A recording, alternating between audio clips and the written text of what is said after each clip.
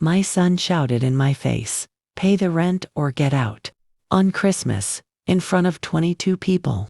And before I could even blink, my daughter-in-law laughed, mocking me. "Let's see how you survive without us." I froze.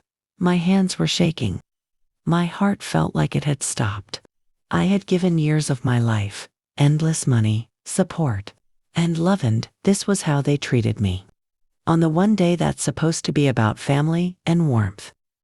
Before we begin, a huge thank you to all of you. We've officially hit 500 subscribers. It's a small milestone, but a big deal for us. And now our eyes are set on the 1,000 subscribers goal. To help us get there, please hit the like button. Subscribe so you never miss a story. And let me know in the comments where you're watching from and how you're doing. Your support truly encourages us and keeps this channel going now. Let's jump into the story. I had spent the entire morning preparing for Christmas. I baked cookies, cooked the roast, and decorated the table with care, imagining laughter and warmth filling the room. I had envisioned a perfect family gathering. But nothing could have prepared me for the moment. My son lost control and hurled those words at me. The sound of his voice, the anger, the entitlement, it cut through the holiday cheer like glass. Everyone at the table went silent. Eyes widened, forks paused midair, and whispers began.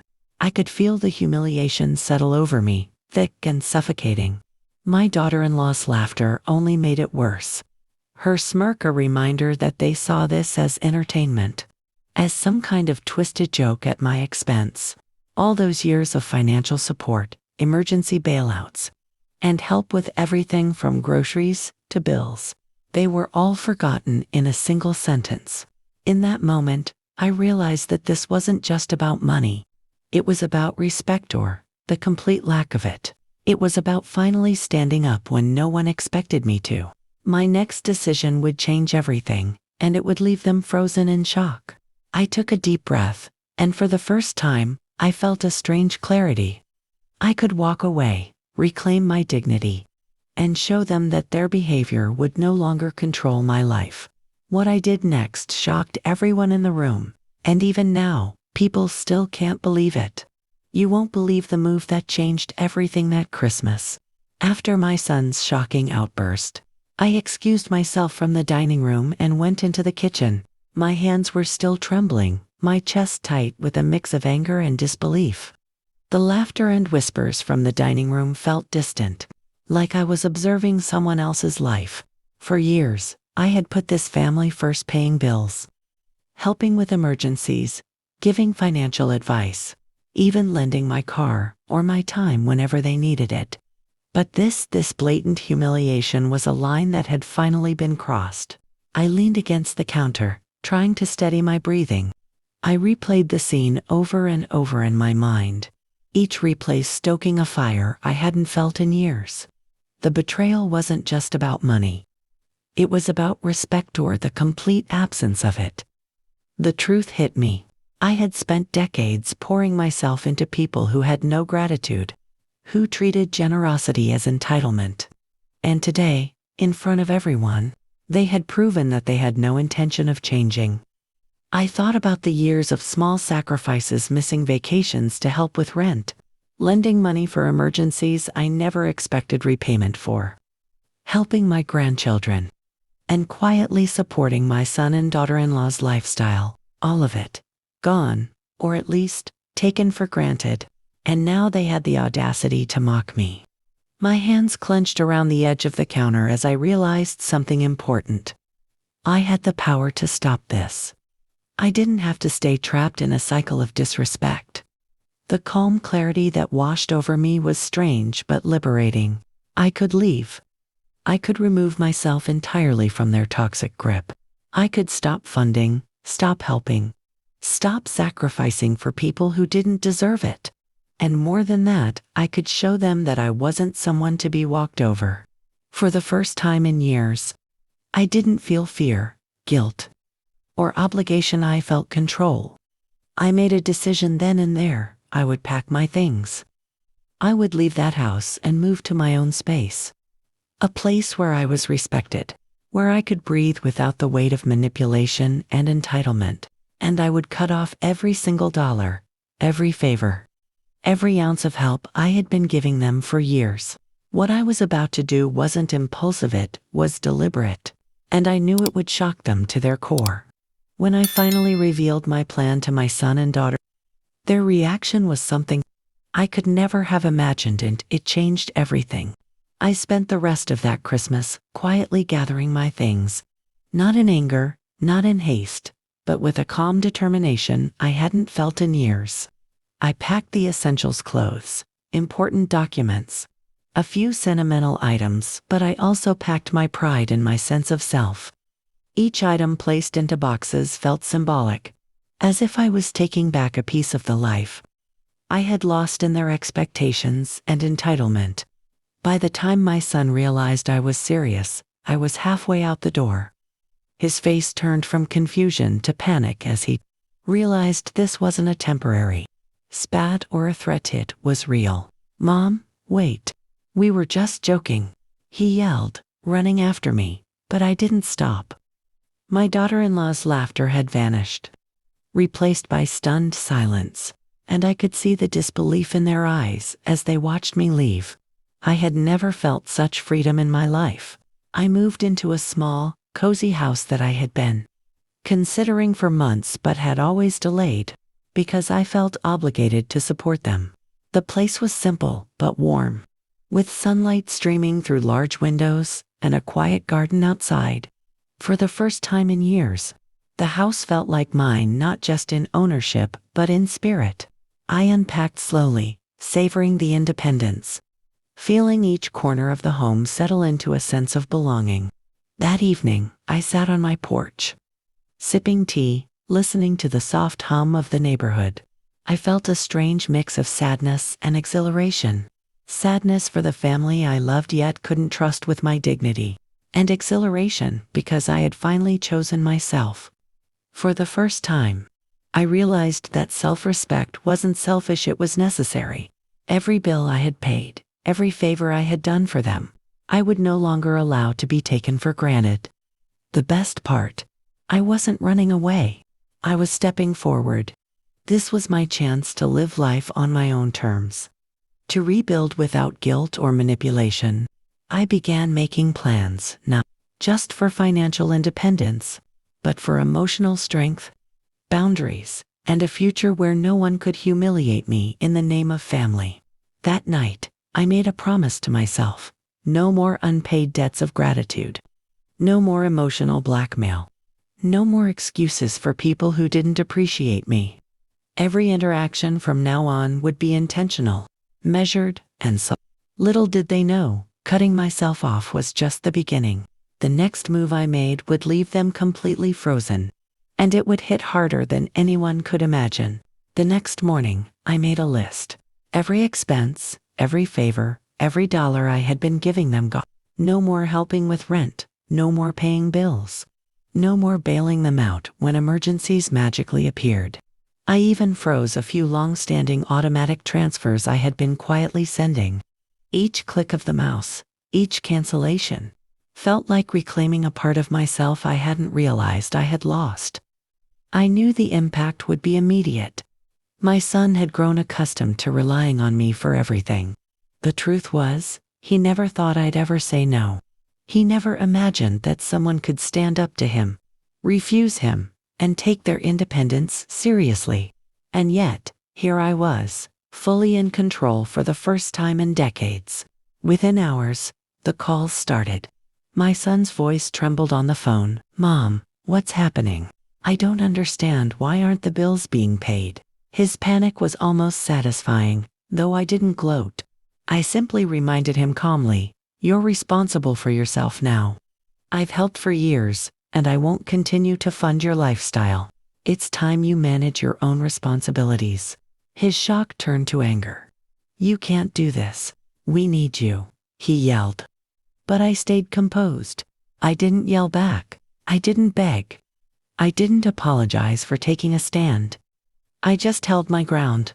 Even my daughter-in-law reached out, a mixture of disbelief and fury in her voice.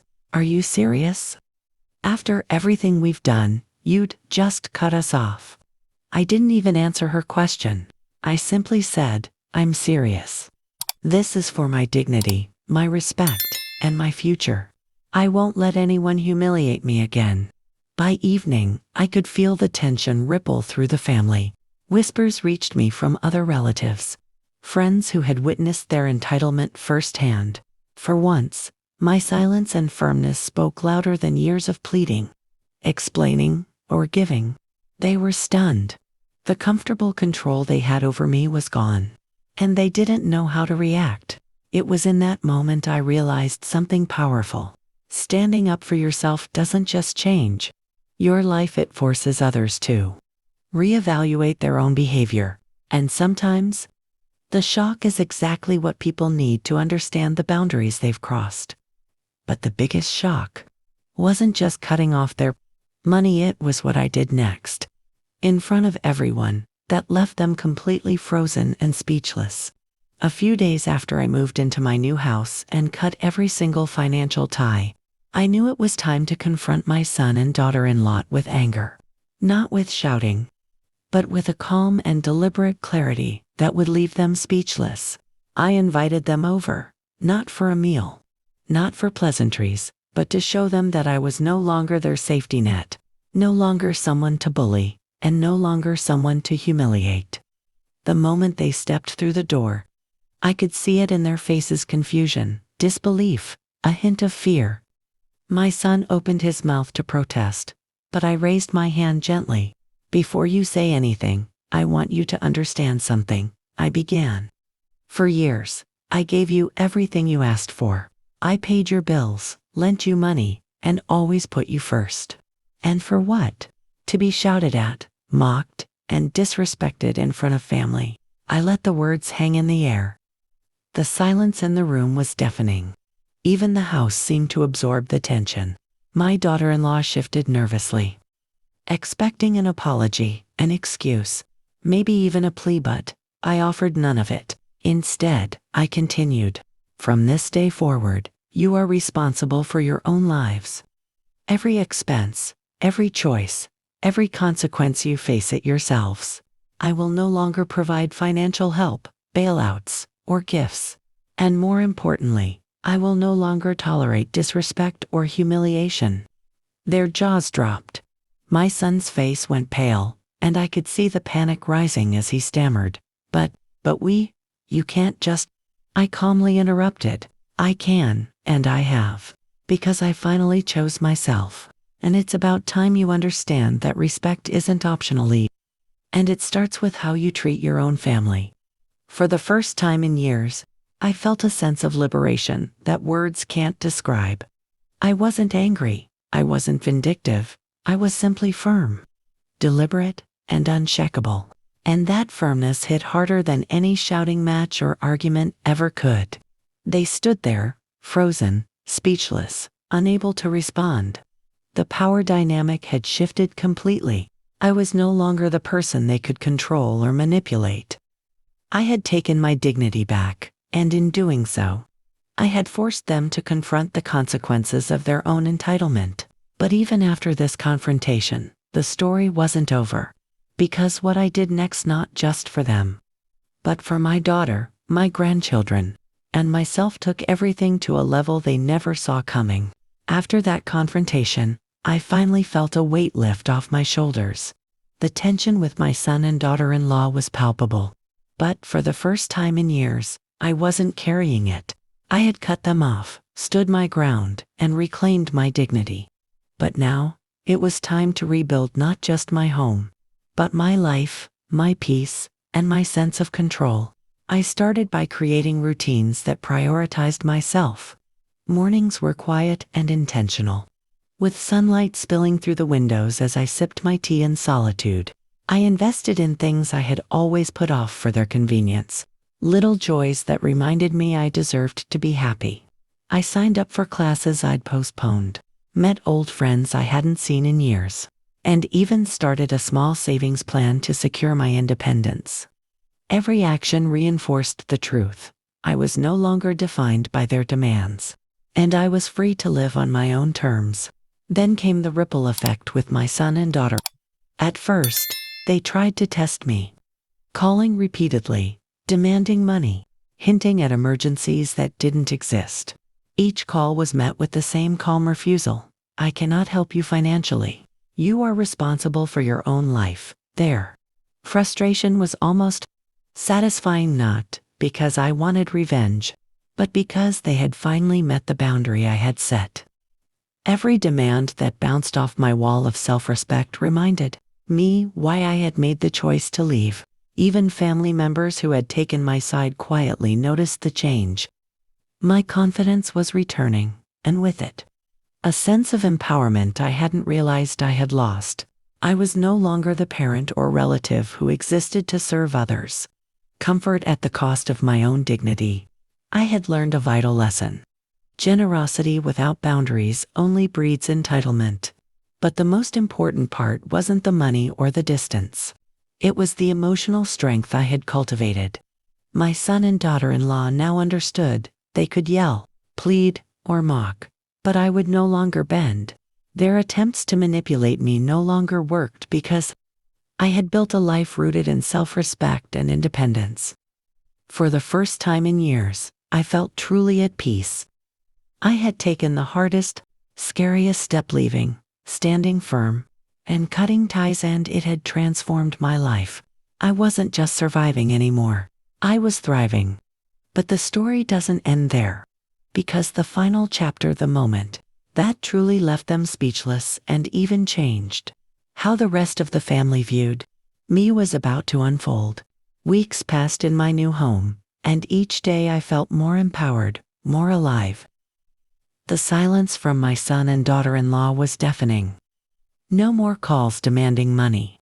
No more late-night messages asking for favors. No more humiliation. The walls that once echoed with their entitlement now held only peace. Then, one weekend, I invited the rest of the family over, not my son or daughter, but my daughter, grandchildren, and a few close relatives. I wanted them to see the difference. To witness that life could continue happily without toxic demands or disrespect. The house buzzed with warmth, laughter, and genuine gratitude. For the first time in years, I felt celebrated, appreciated, and free from the weight of obligation. Later that afternoon, my son and daughter-in-law called, desperate to know what was happening. I calmly explained, everyone is here enjoying themselves. You chose not to be part of that by disrespecting me. You can join if you respect the rules and boundaries, or you can stay out. The choice is yours. I could hear the disbelief in his voice. Mom, you... How? He stammered. I smiled, the clarity in my heart radiating outward. I simply chose myself. One chose my dignity. I chose peace. That's when it hit me. True freedom isn't just about leaving or cutting ties. It's about standing firm in who you are. About showing others that respect isn't optional. And about living a life that aligns with your values. My son and daughter-in-law had tried to control me for years, to make me feel obligated, small, and powerless. But by reclaiming my power, I had flipped the entire dynamic. Even now, people ask me if I regret it, and I don't. Not for a second. That Christmas, the one they thought would humiliate me forever, became the turning point of my life. It was the day I stopped living for other people's approval and started living for myself. My son and daughter-in-law may never fully understand the strength it took to walk away, but that's okay. What matters is that I now live without fear, without shame, and without compromise. Every day is mine, every choice is mine, and every dollar I spend is for me, not to appease entitlement. This story isn't just about money or family, it's about dignity, self-respect, and the courage to take back your life when it's being taken for granted. And trust me, when you finally do, the impact is unforgettable. Sometimes, the hardest moments, like being shouted at, mocked, and humiliated, can become the most powerful turning points. And when you finally stand up for yourself, freedom isn't just a word, it's a life you deserve. If this story touched your heart, tell me in the comments, what city are you watching from? Don't forget to like, subscribe, and share this story so more people remember. No matter how old you are, it's never too late to stand up for yourself.